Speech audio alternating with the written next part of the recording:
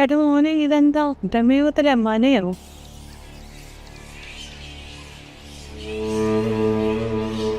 ആരാ?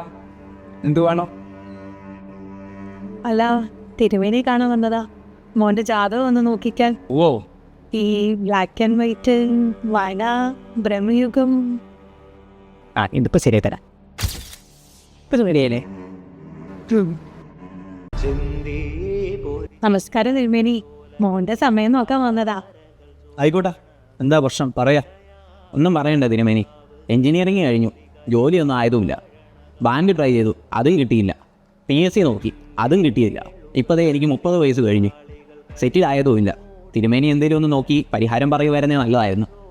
നാട്ടിൽ നിന്നാൽ ഇവൻ നന്നാവൂലെന്ന് എനിക്ക് ഉറപ്പാ. ജനിച്ചപ്പം മുതൽ കണ്ടത് ശനിയെ. അതുകൊണ്ട് കണ്ടാലറിയാം, കണ്ടവൻ്റെ കയ്യിൽ തല്ലുകൊള്ളുന്നതാണ്.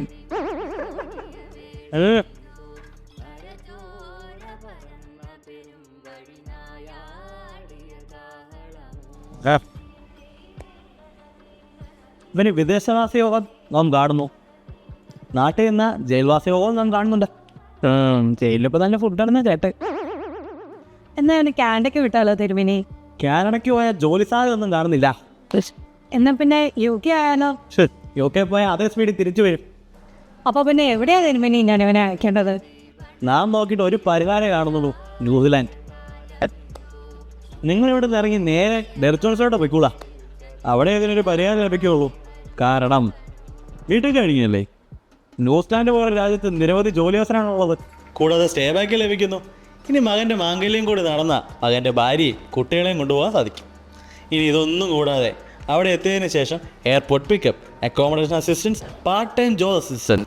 കുട്ടിക്ക് മാത്രമല്ല മറ്റാർക്കും വിസ സംബന്ധമായി എന്ത് സംശയം ഉണ്ടെങ്കിലും അതെല്ലാം ക്ലിയർ ചെയ്ത് പ്രോപ്പറായിട്ട് ഗൈഡൻസ് നൽകാൻ ലൈസൻസ് ഇമിഗ്രേഷൻ അഡ്വൈസർ ടെറിറ്റോൺസിലുണ്ട്. ശരി തിരുമേനി, പറഞ്ഞ പോലെ ഇപ്പൊ തന്നെ ചെയ്യാം. കേസ് ഒരു കുട്ടിയുടെ നല്ല ഭാവിക്ക് വേണ്ടി പരിഹാരം പറഞ്ഞതിന് എനിക്ക് ദേഷ്യമൊന്നും വേണ്ട. കൂടുതലായിട്ട് അറിയാൻ ഈ കാണുന്ന നമ്പറിലോട്ട് അങ്ങോട്ട് വിളിച്ചോളുക.